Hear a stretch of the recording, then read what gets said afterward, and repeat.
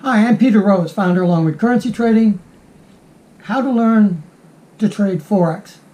What do you do to do that? Even if you have some experience, hang in there, because I want to be sure that you've got the right experience in learning.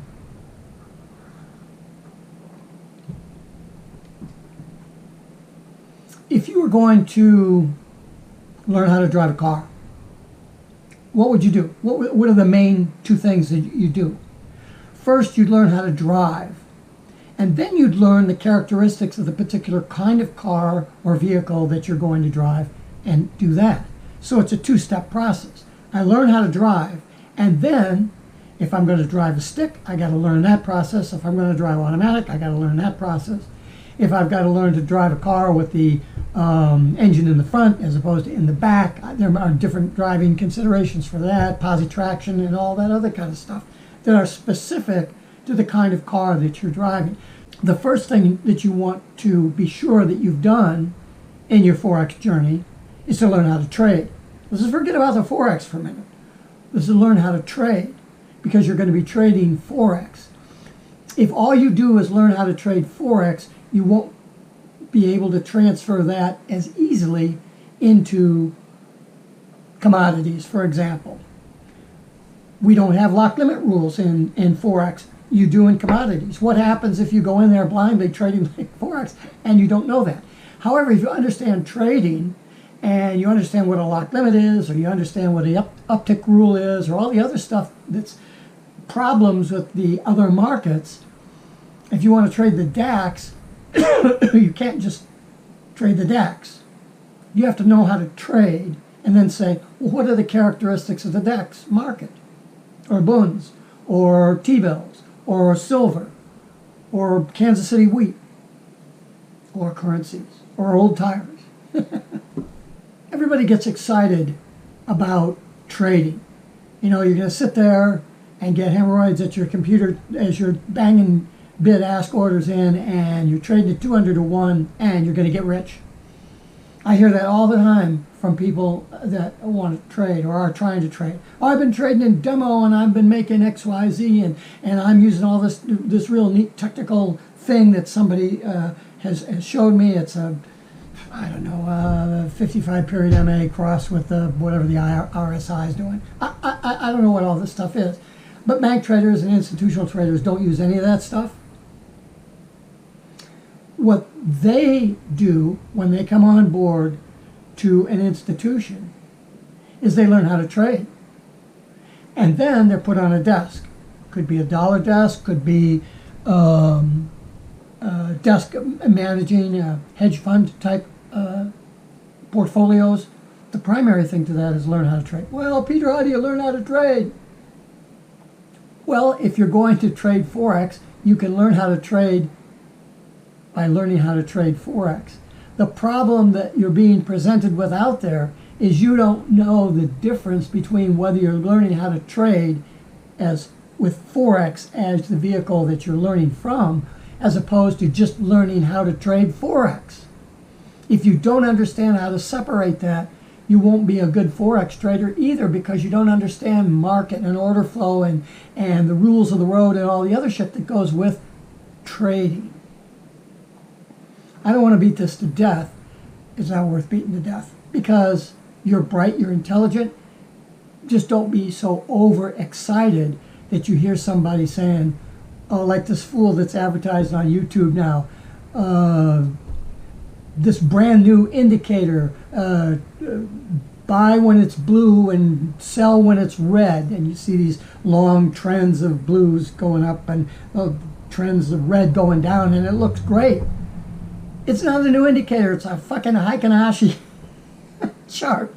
And, you know, if you don't know how to trade, you're not going to be able to use that. Or there's a guy out there doing tick charts. Or whatever. I mean, there's 1,000 little wriggles to it. Well, find somebody that knows how to trade and that will show you. Well, if it's in Forex, like someone like myself, if you go to my website, longwoodcurrencytrading.com, and you go to the currency trading page, you're going to find that there are 7 reasons that I list why I think the currency market is the best financial vehicle that you can trade. Better than stocks, commodities, options.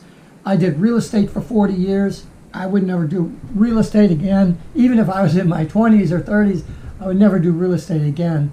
I would do currencies. I would start that. I wish I had access to currencies. When I started looking at the financial markets in the mid 1970s, late 1970s, we didn't have computers, terminals, and all that stuff. You get your charts mailed to you once a week, and you'd have to mark those charts up all during the week with whatever the prices were that you're going to the library to get out of the Wall Street Journal. That's what I did. You want to do moving average lines? How are you going to calculate the high, low, and all that stuff from a freaking chart that they give you without measuring each one? It's painful. But that's the tools and the structure that we had at that time. Now you jump forward in today's world, and you can trade 500 to 1 leverage, and you can do this, and you can do that, and buy real estate, no money down, and there's just such a flood of information that it's difficult to learn what the true art and skill of trading is because of all the flashing lights that are going on around you. When I'm looking at chatting with someone, I want to make sure that your view of trading is uncompromised by thinking that technical analysis is the way to go, or you're going to do fundamental analysis because some fool told you about some crazy thing called the London Open and that's always going to work. Oh, guess what? It doesn't work anymore. If you're learning somebody's system, at some point that system's going to break because maybe that person only had a couple of years of training. They got really rich and made a couple of $1 million. They go, well, I got this. But their whole system is based on trend following. Well, what happens when you go into a chart? The key is learning how to trade. So what I would do is I would sit down with you and make sure, first of all, that you are uncluttered in your view of trading in the market and Forex. If you're saying, you know, I just know that the Bollinger Band is the greatest thing in the world, well, it is nice. It's a really cool tool. But if you don't understand the mathematical constructs of a Bollinger Band, then you really don't understand when to use it or why it could be used or what it's really telling you. Bank traders don't use technical analysis. They think it's silly. Why, as a retail trader, do you think that you can use technical indicator? You're competing with the institutional trader. So you're going to compete with him with an inferior time-lagged indicator. Terrific. And that's because you don't know how to trade, or the person who's working with you doesn't know how to teach you how to trade. But their system works for them because they know how to trade and they can see stuff that you can't see. So when you're looking for education, look for education that's foundational on the principles of trading itself, and that the stuff that's being taught are principles and not systems based, because that's where you get screwed up. That's where you may run into some initial success, but then once you start loading in all the money that you have in the world, you won't understand when it's going badly against you. And you'll either let it sit there too long, or you'll get caught in a sharp reversal, and you'll get taken out, and you'll lose your account. Why do you think 90% of the traders lose 90% of their money? It's because they follow technical indicators. They follow people who are not teaching trading, but teaching a system.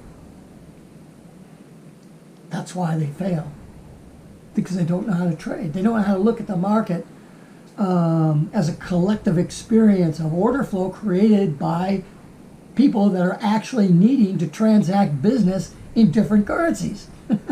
That's what the currency market is all about. If you're looking at the stock market, the purpose of the market is totally different. Take whatever you know and write it down on a piece of paper, and it should be quick because trading is relatively simple. You should write down, if you were going to show somebody how to trade, write down what you would show them.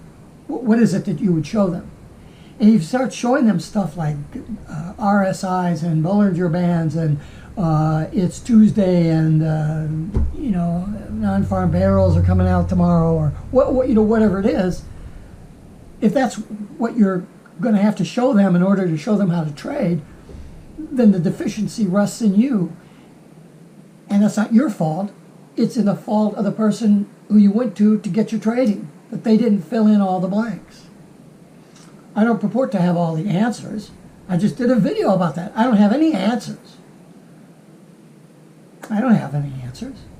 I have probabilistic views of what should happen, what may happen, and then I can go what I hope happens. But you can't trade based on hope, fear, and greed. You have to base your trading on the principles surrounding the particular market that you're going to want to go into and trade. And once you understand the trading process, then you can trade currencies, you can trade the DAX, you can trade boons, old tires, cars, real estate, whatever it is. When I started learning trading, it was in real estate, and I didn't trade real estate. I held real estate for 20 and 30 years. I retired a millionaire because of that. But the focus was on real estate, not trading. Real estate, I became skilled in understanding real estate. And those skills are burned deep inside of me. It cost me 6 figures in my currency trading because of that real estate DNA built in. Because the stuff that works so well in real estate isn't applicable from a trading standpoint, even though you're going from a long-term trade to a short-term trade, isn't applicable in the currency market. And I can't get out of that. But what that's given me is the ability to look at somebody and say, oh, you're an engineer or something, you're going to have this particular bias toward your trading. You need to rewire the way that you think about the problem you're trying to solve. Nobody was there when I got into the currency markets to say, well, wait a minute, your brain is wired up to do something. You shouldn't be doing this. You got to watch out for this. Here are the steps that you need to do. Nobody was there. But I learned how to trade currencies. And I was doing pretty good after I suffered my first initial defeat. And I'm going through, and then I have a large account, it's a large 6-figure account, and I thought, I'll become a millionaire, same way I did in real estate. And except that instead of taking 40 years, well, it didn't take me 40 years, I made $1 million and lost, it's part of the winning and losing as you go through. But because of the power of the currencies, I'll do that. That's what cost me the six figures last year, and another big hit this year. So I'm not only explaining a problem to you, but I've experienced that problem and can speak knowledgeably about it.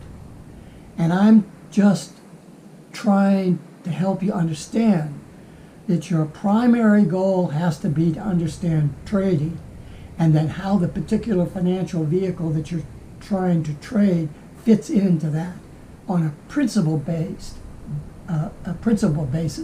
and not on a system basis. You can't watch somebody trade and take their trades because you're not learning how to trade. You're a monkey just learning how to mimic what somebody else is doing. And if they drop dead or they change their system or their view of things change, you're never going to be able to keep up with it because their brain is doing something different than what they're showing you what they're doing and what they're basing what they're doing on. Be very, very careful. And with that, Peter Rose, Longwood Currency Trading. Have a great day and have a great trading day.